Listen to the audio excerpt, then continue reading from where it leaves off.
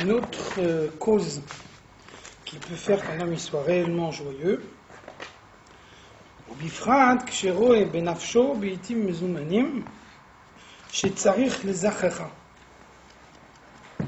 un homme il n'a pas un comportement qui est toujours identique, et donc il peut y avoir certains moments où on sent qu'on est plus grossier qu'à d'autres moments.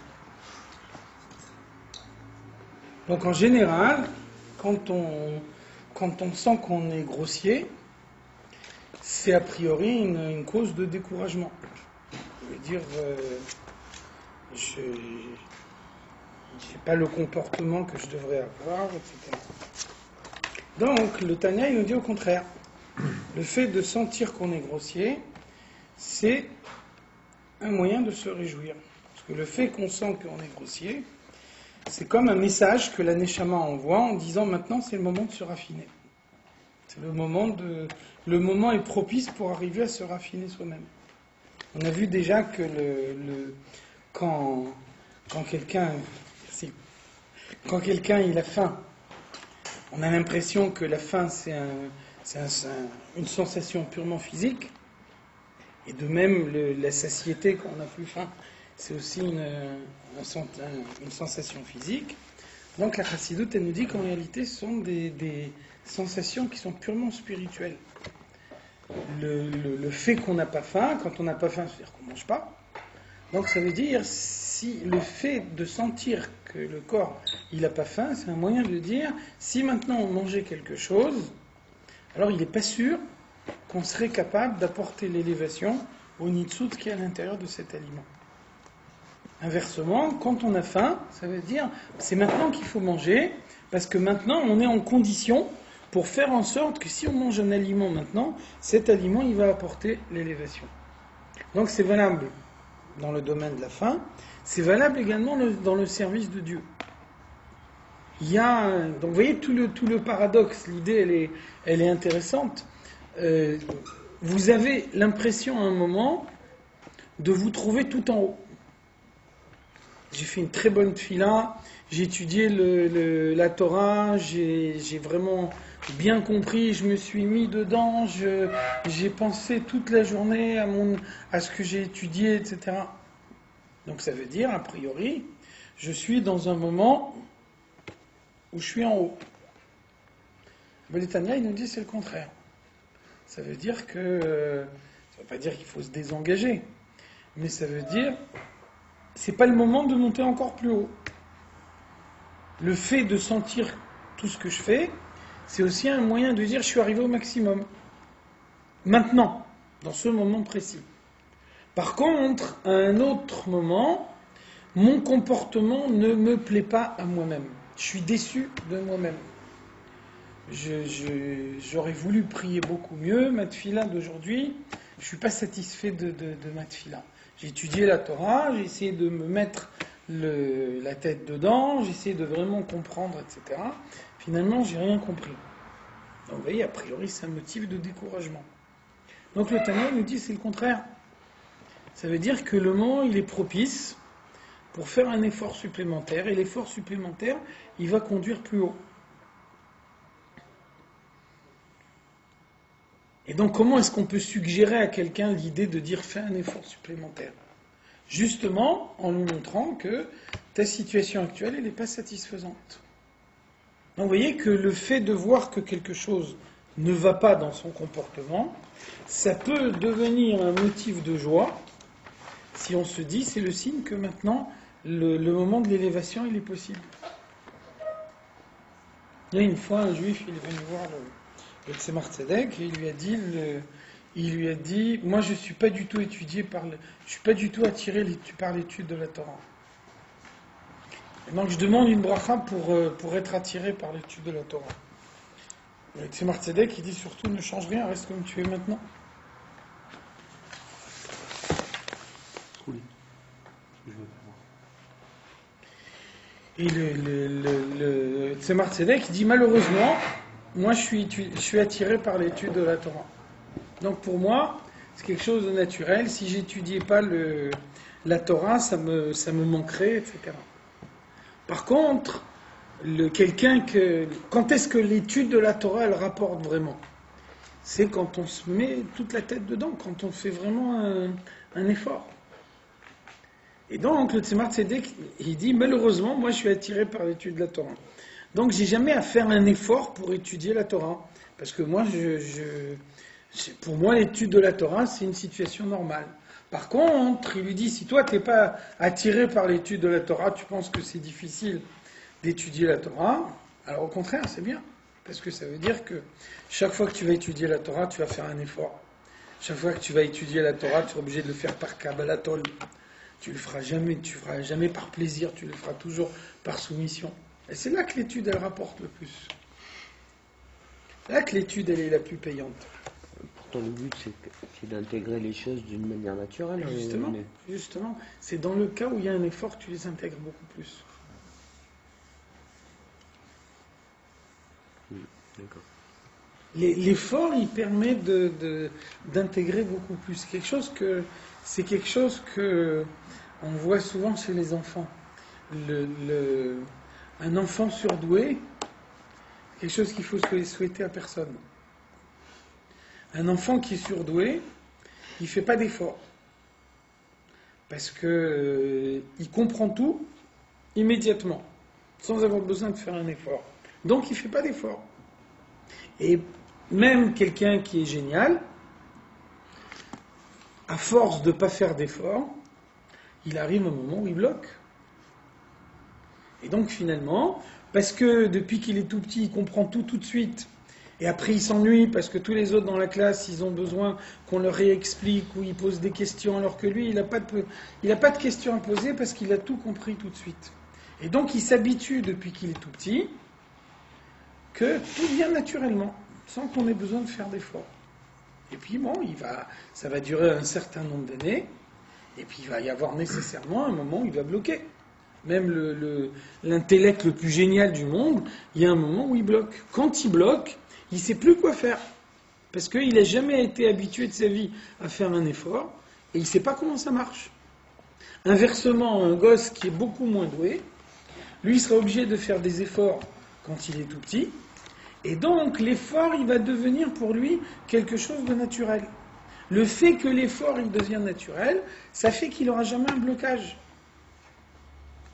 Et donc finalement, celui qui fait plus d'efforts, il ira plus loin.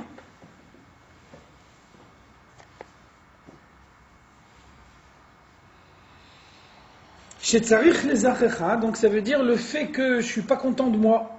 Je sens que ce que j'ai fait c'est pas bien, j'ai pas étudié comme il faut, j'ai pas prié comme il faut. Donc c'est un message que ma neshama m'envoie en me disant il faut me raffiner. Ou la ira, il faut m'illuminer, m'éclairer moi-même, besimchat levav, avec la joie du cœur. Azai ya'amik marshafto. Le fait de se dire, maintenant il faut bouger, maintenant il faut faire quelque chose. Donc ça va être l'impulsion de départ qui va conduire l'homme à la réflexion. V'yitzayer besichlo binato, inyan yichudo yidbarech amiti. Donc quand on a quelque chose qui ne va pas, on a un moment où on veut réfléchir à quelque chose, c'est le moment de réfléchir à l'unité de Dieu. Ça veut dire que l'unité de Dieu, ça paraît une idée évidente, et finalement, l'unité de Dieu, c'est ce qu'on oublie le plus facilement. Cet homme-là, il m'aime pas. Comme il m'aime pas, il fait des choses contre moi. Et donc, je suis embêté d'avoir un ennemi qui est là vraiment pour me casser les pieds. Ça, c'est de manière caractéristique un oubli de l'unité de Dieu. Si je suis convaincu que Dieu il est unique, que tout ce qui existe dans le monde c'est Dieu, qu'il n'y a rien dans le monde qui est extérieur à l'unité de Dieu, je peux avoir le plus grand ennemi au monde, si c'est pas la volonté de Dieu qui me fasse du mal, il ne me fera pas du mal. Donc j'ai rien à craindre.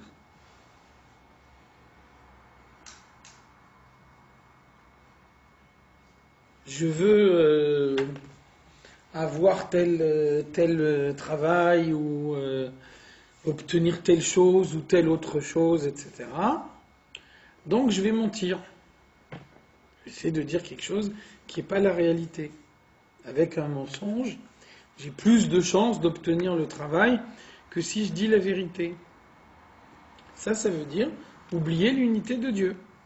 Il n'y a rien qui se passe dans le monde qui ne soit pas la volonté de Dieu. Donc si je dois avoir ce travail, vraisemblablement je l'aurai sans mensonge. Dieu il m'interdit de mentir. Donc on ne peut pas dire qu'avoir le travail, c'est uniquement en transgressant la volonté de Dieu. Et en tout état de cause, le mensonge, il ne fera pas avancer les choses. Dieu, il dirige le monde, et donc Dieu, il décide que je dois avoir ou ne pas avoir cette chose-là. Donc, c'est pour ça que le Tana, il nous dit, dans un moment comme ça, il faut réfléchir à l'unité de Dieu. Donc, il faut réfléchir au fait que rien n'est laissé au hasard dans le monde. Et donc, si maintenant je sens que je dois faire quelque chose, c'est un message que Dieu m'envoie. Et vous voyez bien que deux personnes qui sont placées exactement dans la même situation, on peut imaginer que l'un il prend conscience de quelque chose, alors que pour l'autre tout va bien, il n'y a pas de... Ça veut dire que un il a reçu une impulsion d'en haut, il a reçu un message, alors que l'autre ne l'a pas reçu. Il y a bien ici un parcours personnel.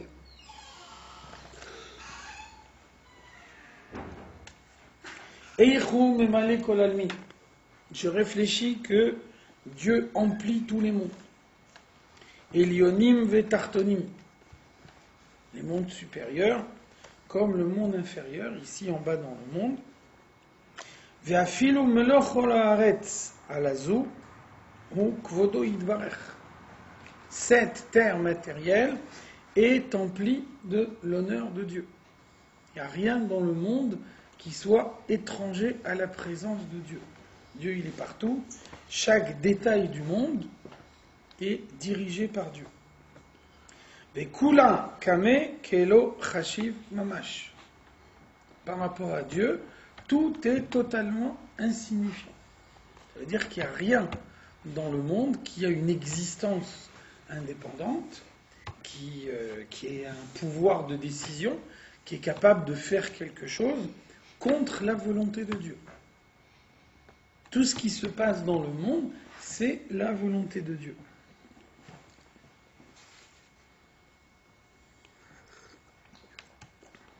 Par exemple, le Rabbi explique dans un Mahama,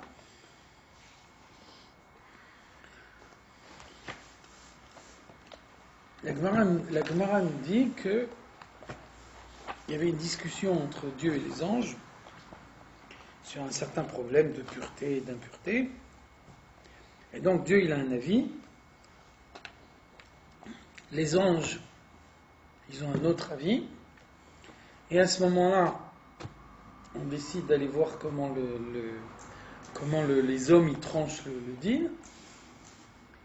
Et donc, on s'aperçoit que les anges, ils tranchent le din d'après l'avis des anges, contre l'avis de Dieu. La Gemara dit Kamechayech kuchabrichu ve'ama. Dieu il s'est mis à rire et il a dit Nitzruni banai nitzruni. Mes enfants m'ont vaincu. Donc le Rabbi il dit qu'est-ce que ça veut dire que Dieu il dit mes enfants m'ont vaincu?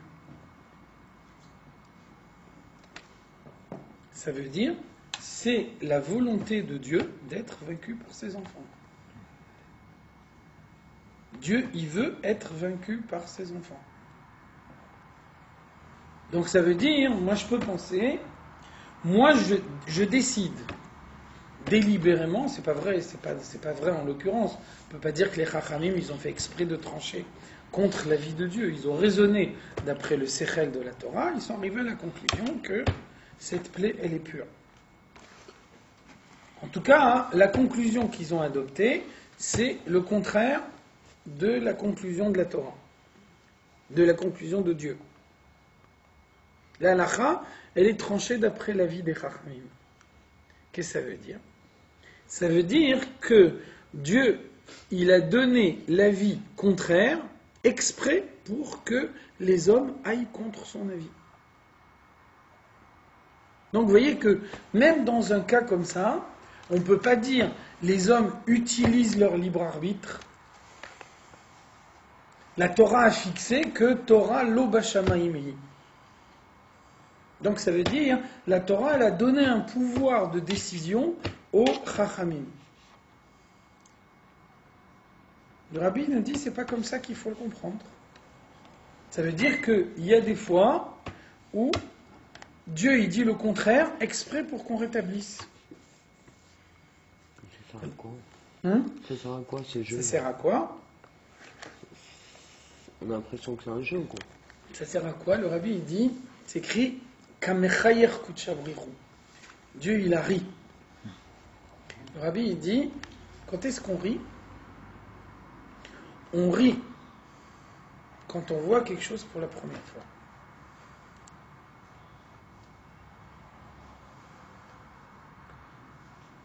Quand on t'entend une blague pour la première fois, tu ris. Quand tu l'entends pour la deuxième fois, tu riras pas. Pourquoi? Parce qu'en fait, qu'est-ce qui fait le plaisir de cette blague? C'est le fait nouveau. Et le fait nouveau, c'est la première fois. Uniquement. Donc ça veut dire, quand Dieu il veut créer une lumière plus brillante, Dieu il crée l'obscurité. Et quand les hommes y viennent et ils transforment cette obscurité en lumière, cette lumière, elle est un fait nouveau. Comme elle est un fait nouveau, elle peut faire rire Dieu. Alors que par contre, la lumière que Dieu a créée sous forme de lumière, et que les hommes vont conserver en tant que lumière, elle n'est pas un fait nouveau. Et donc elle ne fait pas rire Dieu.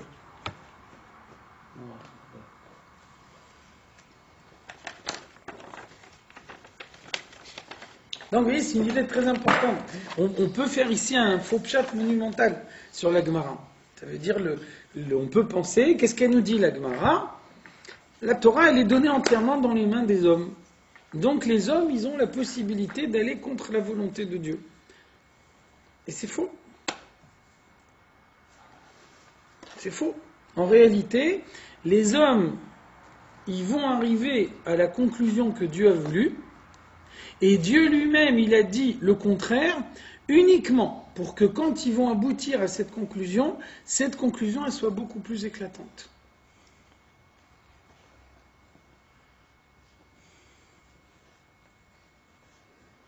Ça, c'est la force d'un fait nouveau.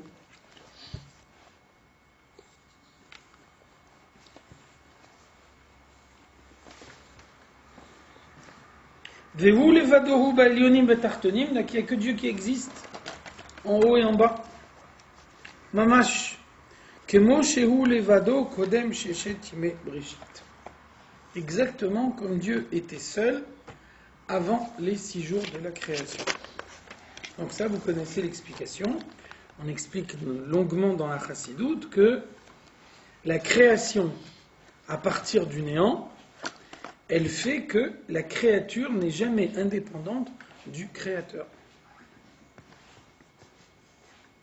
Le Rabbi souligne toujours dans les Sichot qu'il y a 2 formes de création.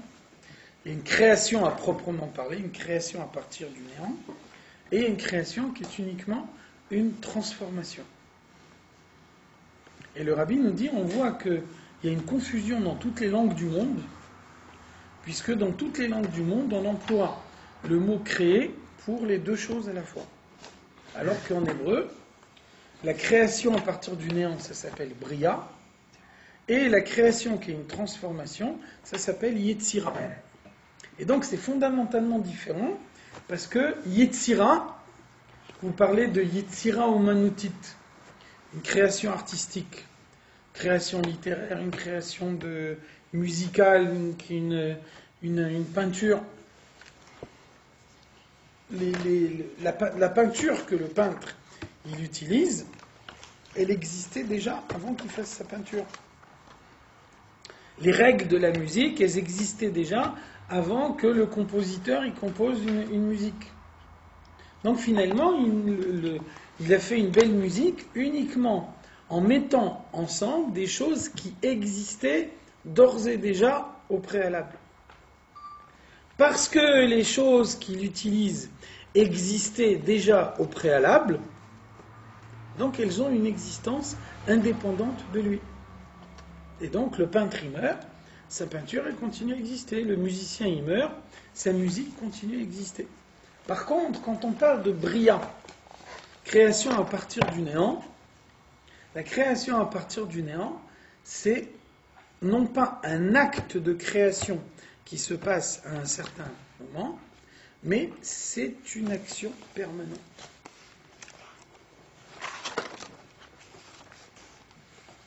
Il n'y a pas 6 jours de la création, il y a 6 jours de début de la création.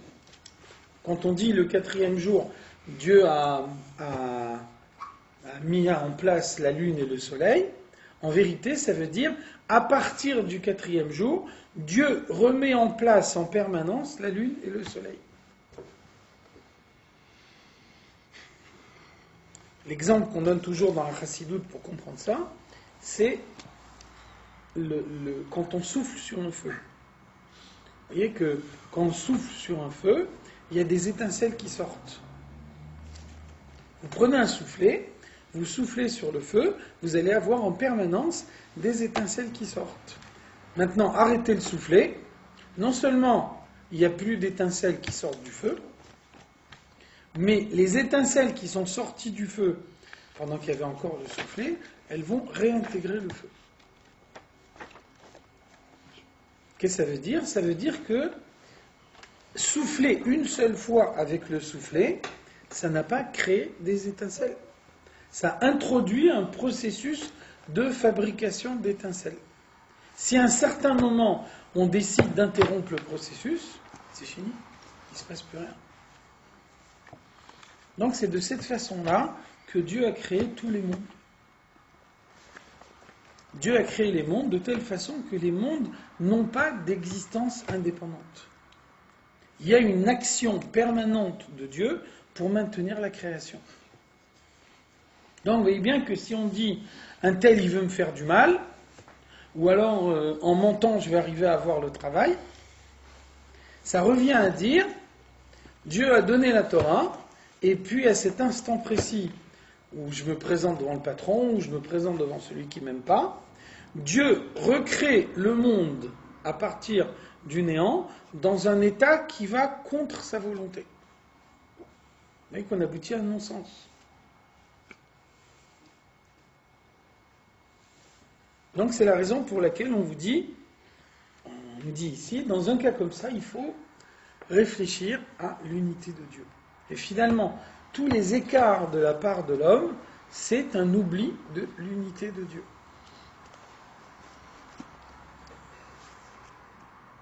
Comme ça, vous pouvez comprendre, par exemple, la Gemara nous dit Kol hakoes keilu oved avoda zara. Quelqu'un qui se met en colère, c'est comme s'il servait les idoles. Donc on comprend bien que c'est pas bien de se mettre en colère.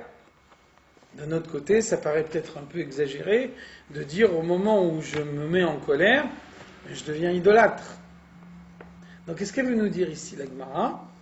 Qu'est-ce que ça veut dire se mettre en colère ? Se mettre en colère, ça veut dire j'estime que quelque chose me revient de droit. Si je m'aperçois que cette chose qui me revient de droit, je ne l'ai pas obtenue, alors je me mets en colère. Pourquoi ? Parce que j'estime que c'est pas normal que cette chose-là ne me revienne pas. Alors que, quand je réfléchis, je me dis que oui, cette chose-là doit me revenir. Si maintenant on se dit, le monde entier est gouverné par l'unité de Dieu. Donc il ne peut pas se passer quelque chose dans le monde qui n'est pas conforme à la volonté de Dieu. Donc, si cette chose, finalement, que j'estimais devoir me revenir, finalement, elle ne m'est pas revenue, c'est parce qu'elle ne m'était pas destinée. C'est parce que Dieu, il a voulu autrement. Si maintenant, je me mets en colère, en disant pourquoi cette chose-là ne m'est pas revenue, finalement, je conteste la décision de Dieu. Contester la décision de Dieu, c'est bien un acte idolâtre. C'est remettre Dieu en cause, c'est bien ça l'idolâtrie. L'idolâtrie, c'est Elohim Acherim, aller chercher la divinité ailleurs. Donc vous voyez que l'observation du monde, la contemplation du monde, avec dans l'esprit l'idée permanente de l'unité de Dieu, c'est un moyen d'éviter tous les écarts. Vegam b'makom hazeh, même dans l'endroit où nous on se trouve maintenant. Shenivra bo olam hazeh, hashamayim va'aretz v'chol tzva'am. Le monde matériel dans lequel il y a le ciel, la terre, toutes les planètes. Donc je pourrais penser qu'on me dise qu'il y a une intervention permanente de Dieu dans les mondes supérieurs qui sont purement spirituels, où la présence de Dieu, elle est évidente. Je peux comprendre. Par contre, le monde matériel, dans lequel Dieu il est entièrement caché, le monde matériel dans lequel il y a des lois naturelles, et on voit que ces lois naturelles ont été fixées une fois pour toutes. Elles se reproduisent en permanence à l'identique. Qu'est-ce qui me dérange ici de dire que Dieu il regarde les choses d'en haut? C'est peut-être pas finalement diminuer la grandeur de Dieu que de regarder les choses d'en haut. Un homme il crée une machine. Il va mettre un certain nombre de régulations à l'intérieur de cette machine, il va mettre un certain nombre de procédures qui vont se refaire en permanence dans cette machine. Une fois que la machine elle fonctionne, il n'est pas obligé de rester 24 heures sur 24 à côté de sa machine. Il va l'appeler s'il y a un problème. Mais s'il n'y a pas de problème, il n'y a pas de raison de l'appeler. Donc finalement, pourquoi on ne pourrait pas dire que Dieu il a créé le monde de telle façon que le monde il a des lois, il a des moyens de fonctionner, et puis Dieu il s'est retiré. Dieu il intervient quand il faut faire un miracle. Dieu il intervient quand il faut suspendre les voies naturelles. Mais pourquoi on est obligé de dire que Dieu il intervient en permanence dans le monde pour renouveler des lois naturelles qui fonctionnent toujours de la même façon? Alors, qu'est-ce que c'est la réponse? Vegam ata kenhu. La réponse, c'est que après la création, le monde est identique à ce qu'il était avant la création. Moi, j'ai l'impression d'une machine qui fonctionne, qui a des lois naturelles qui se reproduisent toujours de la même façon. En réalité, c'est une illusion d'optique.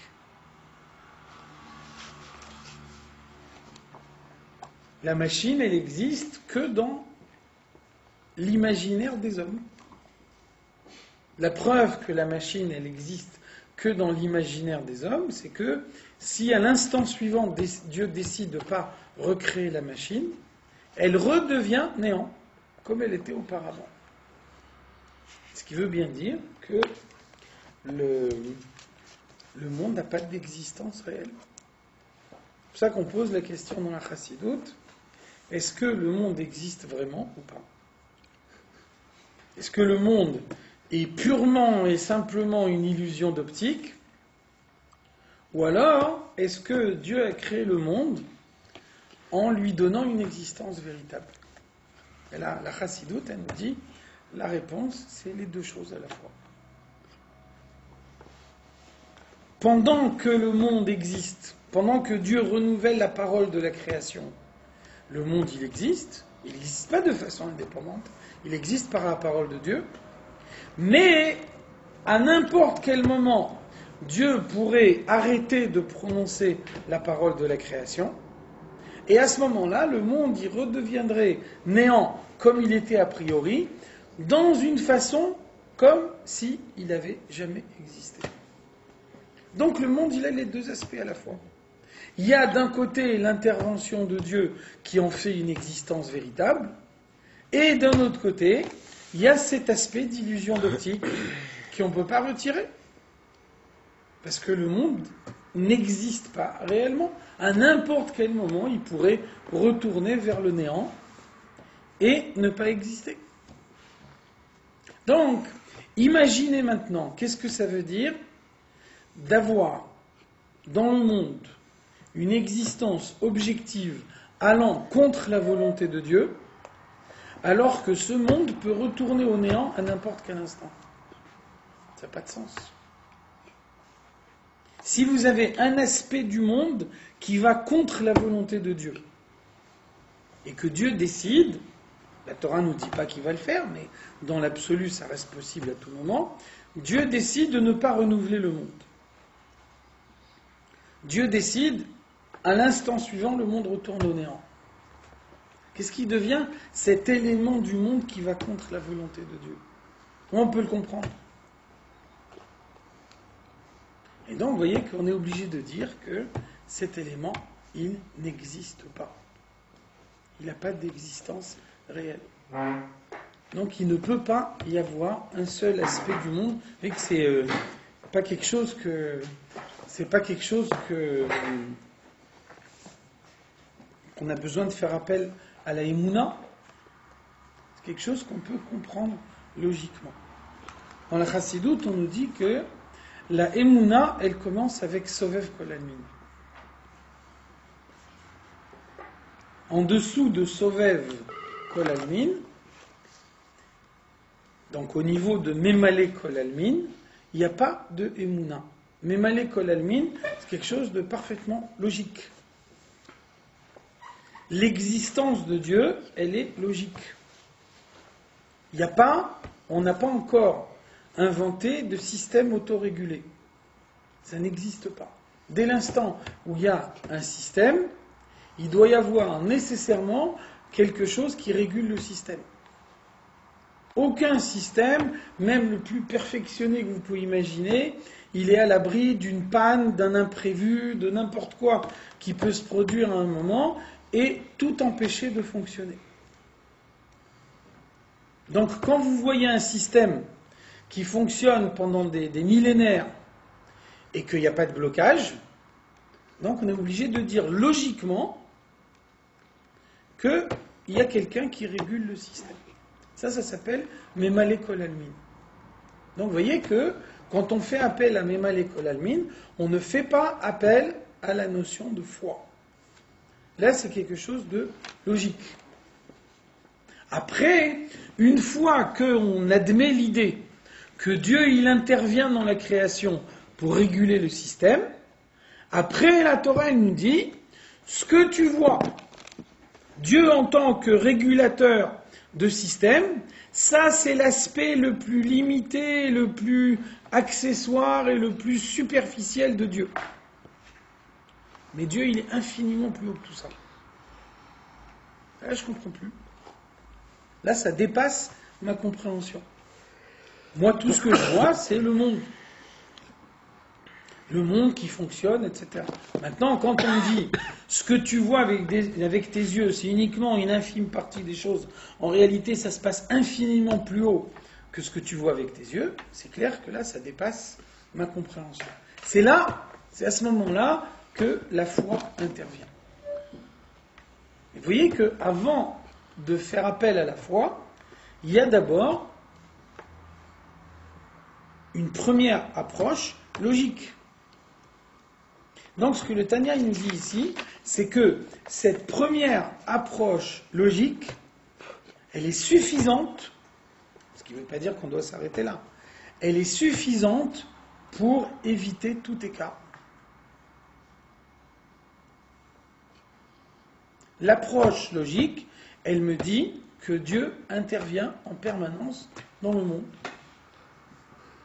J'ai pas besoin de foi pour comprendre cette idée-là.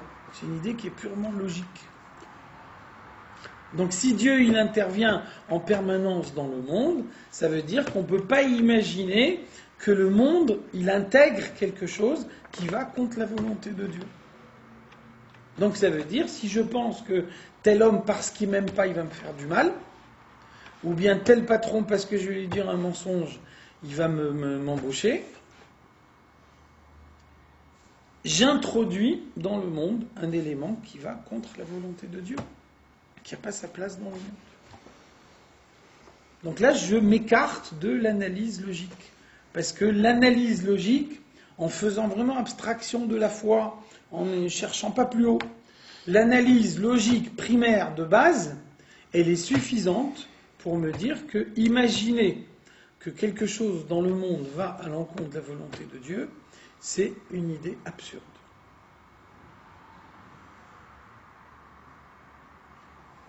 Parce que j'arrive pas à comprendre. Hmm? J'arrive pas à comprendre comment on peut comprendre logiquement que Dieu il est Boré Yeshmeaïn chaque instant. Je peux comprendre par exemple, il remonte l'horloge, on va dire. Mais j'arrive pas à comprendre que chaque instant, ça veut dire que logiquement on peut comprendre qu'il est Boré Yeshmeaïn. Bria Yeshmeaïn, ça ne fait pas partie de Memale. Effectivement, tu as raison, Bria Yeshmeaïn, ça fait partie de la Emouna. Memale Kol Almin, ça veut dire le monde est habité par une vitalité de Dieu qui le fait exister en permanence. On peut imaginer que cette vitalité de Dieu, elle est indépendante de l'existence à partir du néant. Par contre, tu n'as pas besoin de faire appel à Bria Yeshmeaïn pour éviter un écart.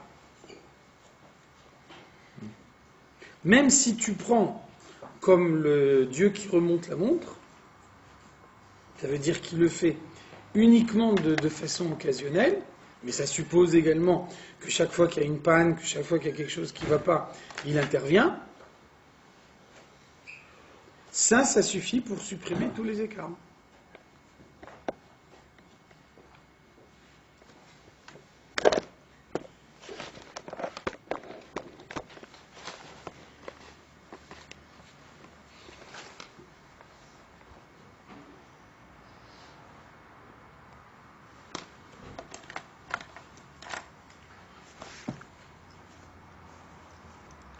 Donc c'est ce qu'on nous dit ici. Vegam ata kenhu. Après la création du monde, il n'y a rien qui a été modifié par rapport à ce qui était avant l'existence du monde. C'est ça l'unité de Dieu. L'unité de Dieu, c'est pas uniquement Dieu, il y en a un, il n'y en a pas deux. L'unité de Dieu, ça veut dire qu'il n'y a que Dieu qui existe réellement. Il a créé un monde qui n'est pas indépendant de lui, qui n'existe que par lui. Donc ça veut dire qu'il n'y a que lui qui possède l'existence. Comme il n'y a que lui qui possède l'existence, donc il n'y a rien qui change avant la création et après la création. Mais ça veut dire que le monde, il n'a pas changé. Tous les événements, Matan Il n'a pas changé Torah, Dieu. historique, tout ça, ça n'a n'a rien changé. changé au monde. Non. Pas rien changé au monde, rien changé en Dieu. Dieu, il n'a pas changé. Oui, mais le monde, il a changé. C'est-à-dire qu'on fait une création. Si on dit Dieu, il crée tout le temps le monde. Ça veut pas dire C'est pas le même. Ça ne veut pas dire qu'à chaque instant, il recrée dans l'état où le monde il était au préalable. Ah, c'est ça. D'accord. Il y a une évolution. Ouais, d'accord. Maintenant, l'évolution, elle est prévue. L'évolution, c'est aussi l'intervention de Dieu. D'accord. Donc on peut voir une action permanente de Dieu dans le monde, et en même temps, on voit un monde en évolution.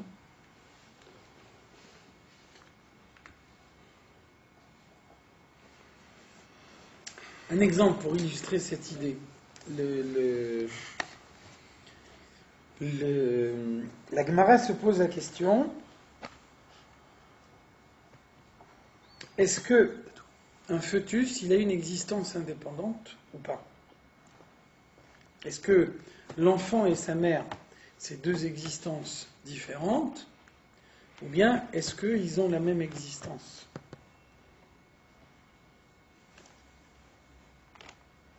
Comment la Gemara elle répond à cette question?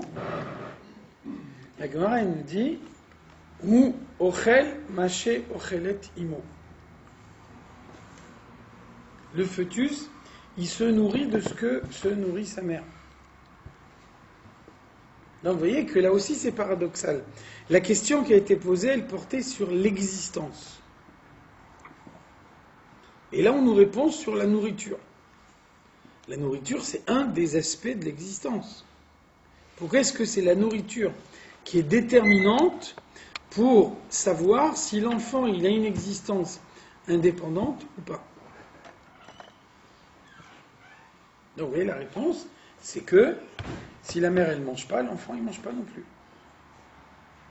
L'enfant il n'est pas capable de se nourrir par lui-même. Donc, il a besoin de se nourrir pour vivre, mais sa nourriture, il peut la recevoir que de sa mère. Donc finalement, il n'existe pas de façon indépendante. Il existe par l'intermédiaire de sa mère. Ça veut dire que la mère, elle va avoir un enfant dans le ventre, et que les deux, ils ont une existence unique. Et c'est seulement quand l'enfant, il va sortir du ventre de sa mère, et qui va commencer à se nourrir de façon indépendante, qu'on va dire, l'enfant, il a maintenant une existence différente de celle de sa mère. À tel point que, par exemple, la Gemara nous dit que si l'enfant il met en danger la vie de sa mère, on a le droit de tuer l'enfant pour sauver la mère. Alors, comment on le déduit? La Gemara le déduit du din de Rodef. Rodef, quelqu'un il est poursuivi par quelqu'un qui veut le tuer. Donc la Gemara elle dit Aba lehorgecha ashkem lehorgo. Quelqu'un vient te tuer, lève-toi plutôt que lui et va le tuer. C'est le principe de la légitime défense. Donc ça veut dire, voyez le passage. Une seconde avant sa naissance, l'enfant n'a pas d'existence indépendante. Et il est considéré comme n'importe quel autre membre du corps de sa mère. Une seconde plus tard, il acquiert une existence indépendante au point qu'il peut être considéré comme étant rodef par rapport à sa mère. Qu'est-ce qui fait la différence entre une seconde avant et une seconde après? C'est qu'une seconde avant, il ne peut pas se nourrir lui-même. Donc il se nourrit uniquement de ce que sa mère se nourrit. Une seconde après, il commence à se nourrir lui-même.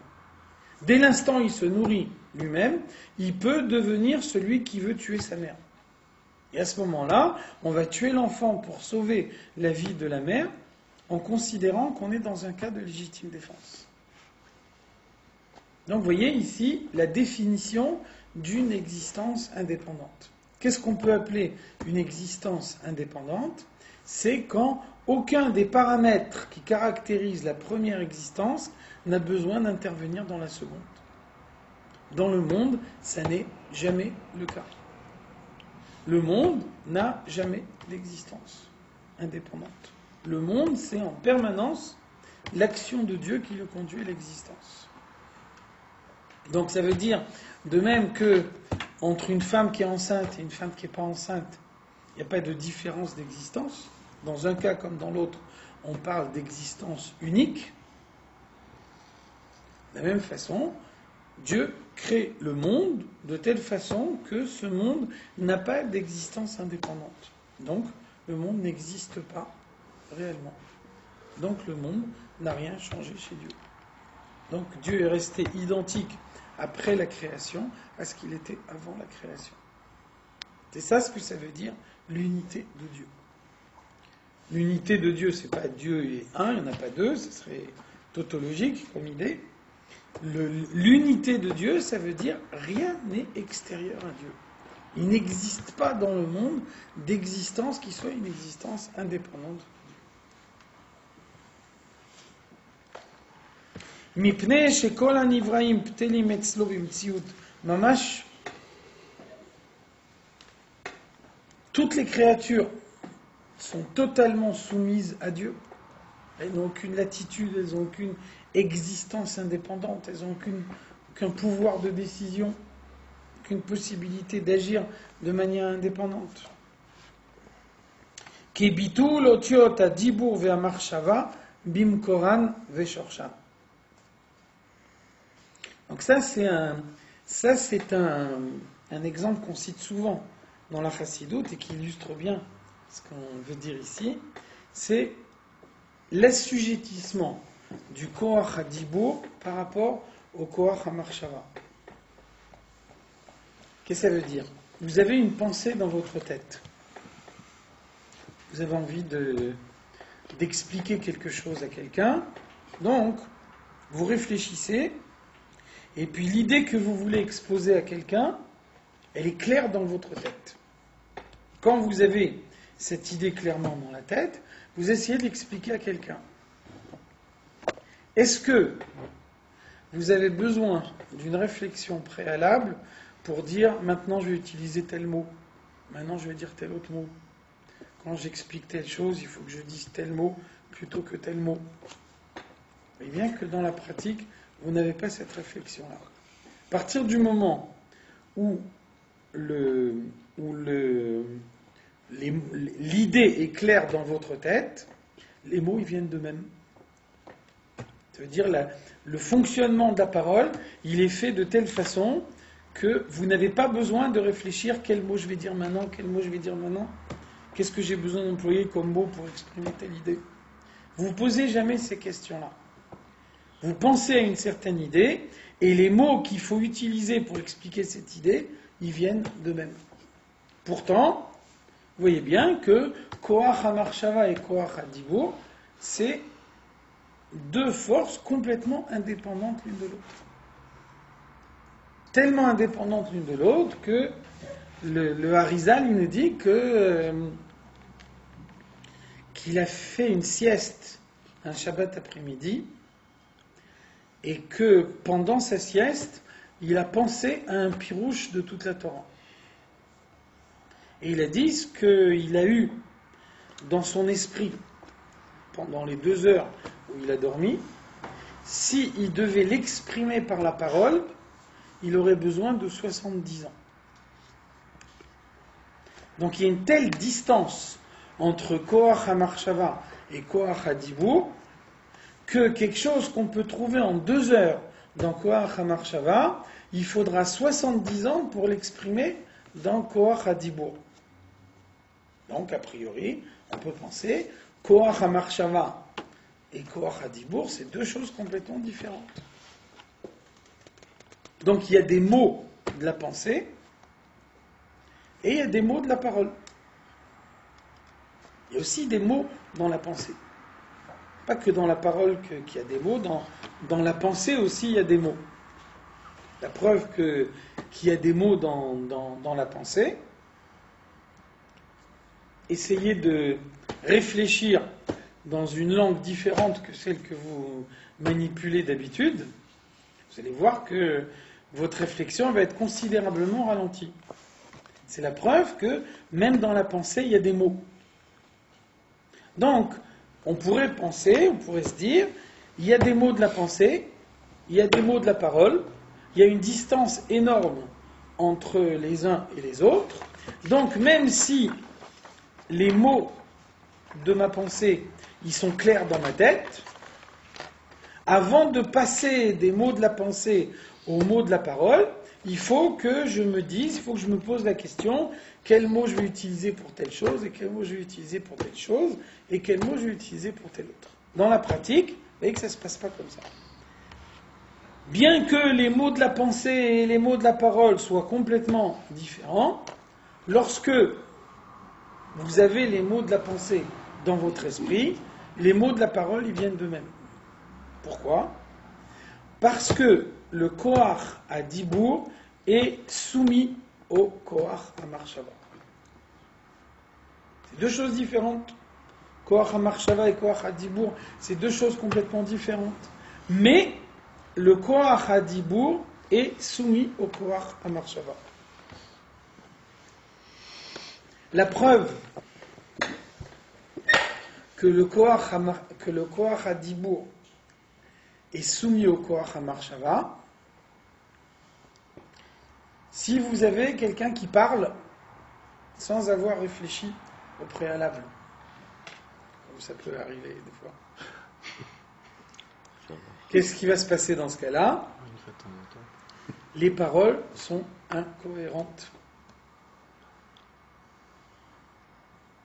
Donc vous voyez bien que si on dit que Koach HaMarshava et Koach HaDibour, ces deux processus, ces deux fonctionnements différents à l'intérieur de la personnalité humaine, finalement, pourquoi ça serait incohérent? Qu'on ne pourrait pas dire au niveau de Koach HaMarshava, il y a une absence, puis au niveau de Koach HaDibour, qui est une autre façon de fonctionner du corps. Donc au niveau de Koach HaDibour, on arrive à fabriquer quelque chose. Donc vous voyez bien que dans la pratique, ça ne marche pas comme ça. Le Koach HaDibour, bien qu'il est totalement différent du Koach HaMarshava, il est battel devant le Koach HaMarshava et il n'a pas d'existence indépendante. On dit bien de temps en temps, c'est pas tout à fait ce que je voulais dire. C'est-à-dire que c'est pas. J'ai une idée, des fois l'idée ne reflète pas. Justement, c'est au contraire. C'est une bonne remarque. Qu'est-ce que ça veut dire? C'est pas ce que je voulais dire. Qu'est-ce que ça veut dire? C'est pas ce que je voulais dire. J'ai pas réellement exprimé ma pensée. On dit ça souvent. C'est pas exactement ce que je voulais dire. Ça veut dire quoi? Ça veut dire que je me suis pas posé la question quel mot je devais employer? Non, c'est pas ça ce que ça veut dire. Ça veut dire l'idée elle n'est pas claire dans ma tête. Parce que l'idée elle n'est pas claire dans ma tête, donc ce que j'ai dit c'était pas suffisamment structuré pour que tu puisses comprendre. Mais en vérité, quand je dis c'est pas ce que je voulais dire, en réalité je veux dire c'est pas ce que j'avais pensé. Effectivement, tu as raison, c'est un bon exemple.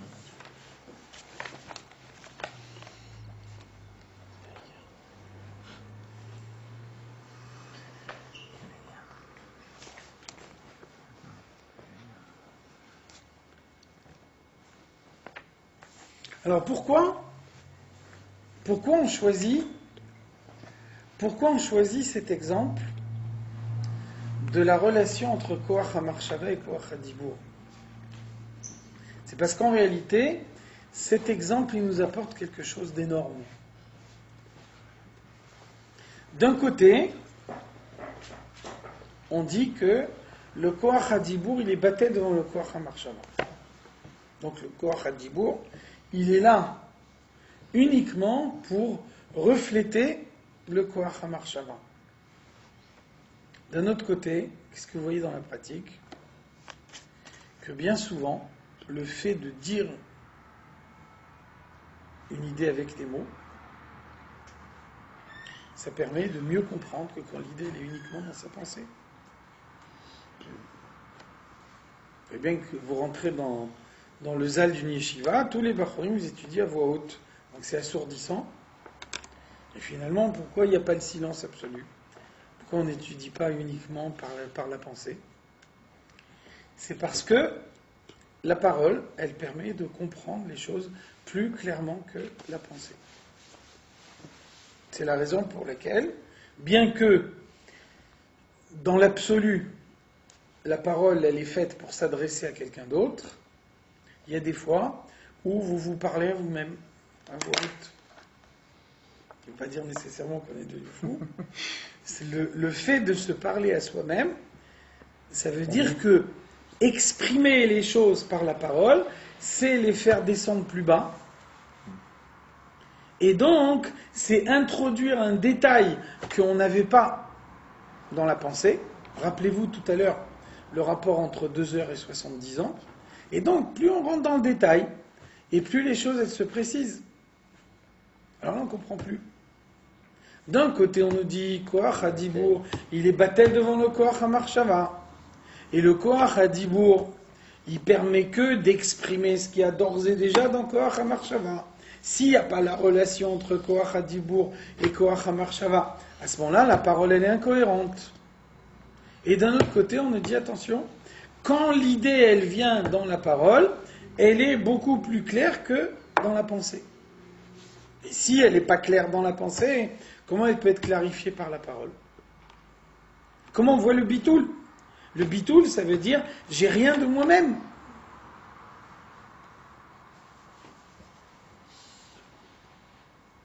Donc, ça veut dire que Koach Hadibour et Koach HaMachshava, ils sont implantés tous les deux dans le Etzem HaNefesh.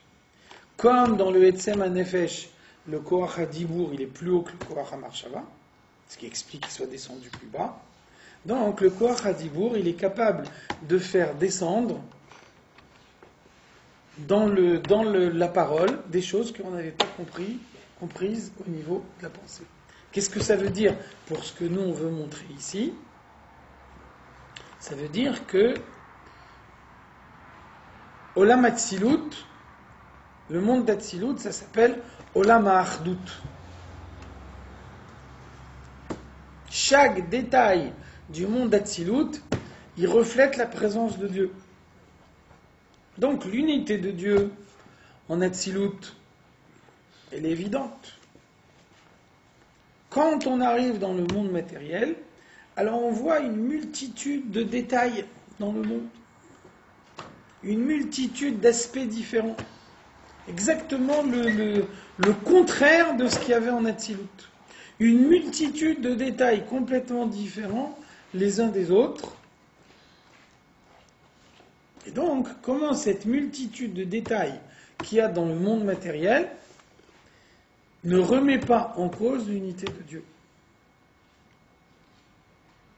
Et donc, vous voyez que d'après ce qu'on veut dire ici, la multitude de détails qu'il y a dans le monde matériel, qui fait qu'on est obligé d'appeler Dieu Elohim, au pluriel, elle nous montre l'unité de Dieu beaucoup plus clairement que dans le monde d'Hatzilut.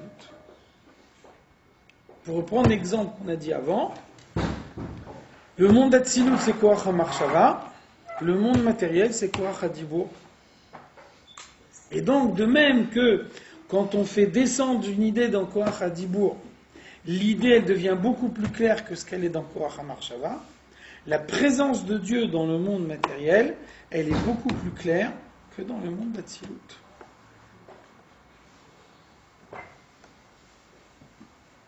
Dans le monde d'Hatzilut, on va voir Achdut, on va voir l'unification entre tous les aspects. Dans le monde matériel, on va voir des aspects en apparence contradictoires. Et quand on va regarder de plus près, on va s'apercevoir que non seulement ces aspects ne sont pas contradictoires, mais qu'ils ne remettent pas en cause l'unité de Dieu. On a dit avant. Par le fait qu'ils sont Ishmaël. Par le fait que tout est battel. Et par le fait que, sans avoir besoin de faire appel à la Emouna, la simple réflexion de Mémalé, elle me montre le fil conducteur qu'il y a dans tout ça. Finalement, l'introduction dans le détail, elle me montre beaucoup plus l'unité de Dieu que ce que j'ai vu dans Hatzilut. Comme la descente dans Koach Hadibour, elle permet de préciser l'idée beaucoup plus que ce que l'idée elle est dans Koach HaMachshava. Donc c'est la raison pour laquelle on choisit cette image. C'est cette image qui nous montre clairement l'opposition entre les deux aspects. D'un côté, un Kohar qui est battel entièrement à un autre Kohar, et d'un autre côté, le fait que le bitoul, il n'empêche pas qu'on puisse exprimer des aspects particuliers qui ne se trouvent pas dans le Kohar d'origine. Donc là, il y a vraiment un paradoxe. S'il y a un bitoul total, Je peux a priori exprimer que quelque chose qui était déjà inclus dans la source. Donc ça veut dire un degré supérieur de formalisation, il permet de mettre en évidence des détails qui au préalable n'apparaissaient pas. Lorsque tous ces détails ils sont en place, les détails ne remettent pas en cause l'unité d'ensemble, mais au contraire, ils la confortent. Ça, c'est toute la force de cette image. Donc s'il n'y avait pas le voile, on verrait Dieu plus facilement ici qu'en haut. La preuve, c'est que quand le Mashiach viendra, ce sera effectivement le cas.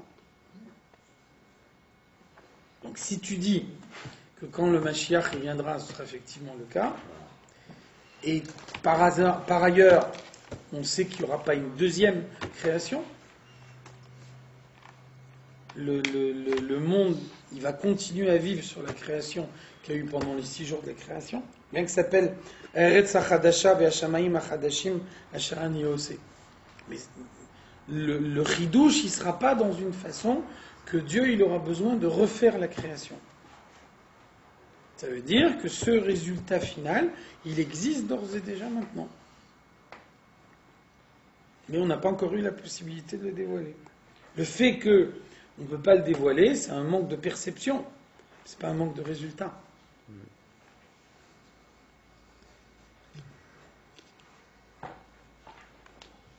On peut voir un exemple de ça dans la halakha.